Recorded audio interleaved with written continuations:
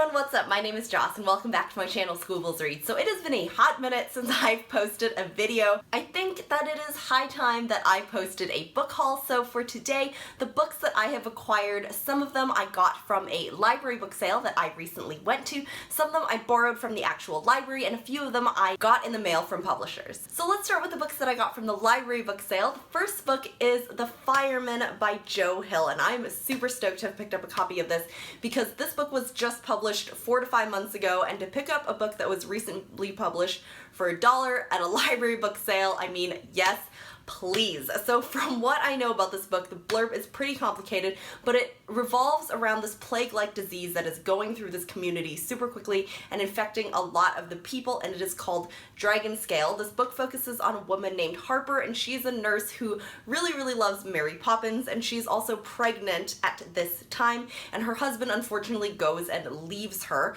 There is also this mysterious figure called the Fireman, and he and like his group of buddies, I guess, has the cure or like some remedy to this plague-like disease. I also picked up Swimming Home by Deborah Levy. This is a book that takes place in 1994 at a really nice resort in a French city, and we follow the stories of the people who are there, and that is basically all that the blurb says. I just finished Hot Milk, also by Deborah Levy. That was one of the books that was longlisted for the Man Booker Prize this year. The part that I enjoyed about Hot Milk the most was the writing, not so much the plot, but I'm hoping that the plot of this one is better and still incorporates some of that beautiful writing. Next, I have the book called A Good Fall by Ha-Jin. This is a collection of short stories that all revolve around the experiences of Chinese immigrants to America. So for example, there is a story about grandparents who don't understand their grandchildren's decision to choose English names because they are being made fun of by their peers because their Chinese names are really hard to pronounce. There's also another story that follows like the mother-in-law versus wife trope, and it is told from the point of view of the male. However, it takes into account a lot of really traditional Chinese values. This is the first work by Ha-Jin that I have picked up. I also picked up Pretty Is by Maggie Mitchell. This is a book about a girl named Carly May, and she has been kidnapped at the age of 12 and taken across the country in her abductor's car, and she also is witness to her abductor's next abduction, which is another girl named Lois. So we fast forward, and these girls are now in their late 20s. Carly is now a well-known actress, and Lois is a professor. Lois is also a writer, and one of her works has been optioned for a movie, and somehow their lives cross again during the making of this movie. This book was in super good, like new condition, so I definitely had to pick it up. Next, we have another book that is also in super good condition. This is called Marrow by Taryn Fisher. This is about a girl named Margot, and she lives in kind of a impoverished neighborhood called The Bone, and her mom is going through all sorts of struggles. So she is a worker in the sex trade. She also has a drug addiction, and she experiences some agoraphobia and also has a lot of paranoid thoughts. So Margot goes and she makes friends with her neighbor Jonah, who has a disability and uses a wheelchair, and their 7-year-old neighbor goes missing, and Margot and Jonah bond together to try and figure out this mystery. You can probably already tell that this is definitely a book that I would be super interested in, so I really hope to pick up this one soon. The next few books were actually sent to me by publishers, and they are all books that I am super excited for, like really excited. I was sent an early copy. This book comes out tomorrow on October 4th.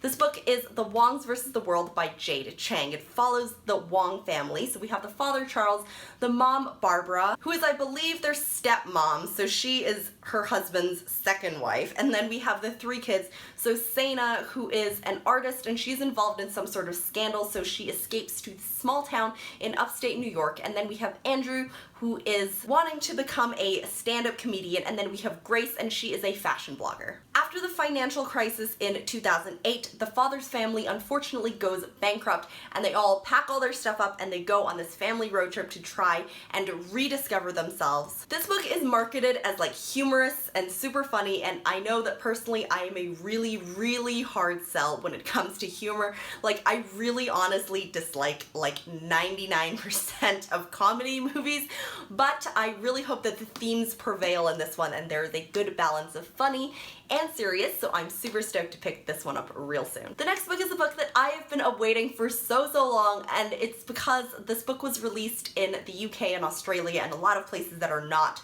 the US and Canada first. It actually comes out in early 2017 in the US, but I did get an ARC in the mail, and this book is called Harmless Like You by Rowan Hisayo Buchanan. You may have seen this around booktube before, and I will leave the UK cover somewhere on the screen, but this book follows a woman named Yuki, who is a Japanese girl living in the 1960s in Manhattan, and she is really struggling to fit in between two cultures, so the American culture and the Japanese culture. Somewhere along the story, we also meet her son. His name is Jay, and he is struggling with confronting his mother, who unfortunately abandoned him at the age of 2. So this definitely sounds like something that I would really love. This next book, again, also something that I'm really excited for. I actually missed the galley drop of this at BEA, but Sourcebooks was so kind as to send me a copy, and this book is called A Deadly Affection by Kyler Overholt. This is the first book in the Dr. Genevieve Summerford series. This one takes place in 1907 in New York, and we are following Dr. Genevieve Summerford, and she is one of the first women to be practicing psychology. One of her patients is accused of a murder, and she maybe, perhaps unwittingly and totally unintentionally provoked this patient to commit the murder. And it just sounds like this book has so many things that I love. So women involved in psychology, morally gray areas, and like ethical issues. I'm really happy that this is a series. I hope that I love it and that it continues. The next book that I have is Don't Let Him Know by Sandy Roy. This book is about an Indian family. So we have the mom, whose name is Romola, and then we have the dad, Avinash, who is gay, but he harbors this as a really deep-rooted secret because of a lot of shame that would occur in the family if he came out. And then we have their son Amit, who is now a successful computer engineer in San Francisco, and he is trying to grapple with just the impact of all of these family secrets on his life now. So the next book that I got in the mail is actually an ARC of a book that comes out later in October, and it is called Glitter by April and Pike.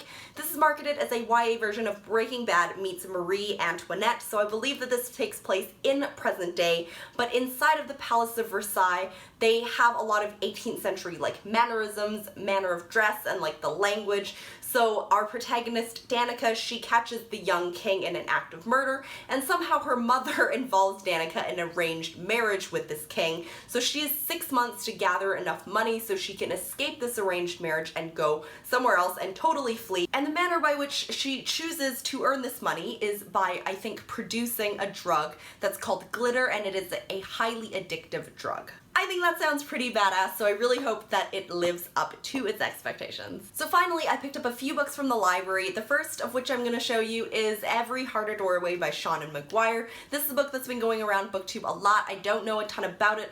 Apart from that, it has an asexual protagonist.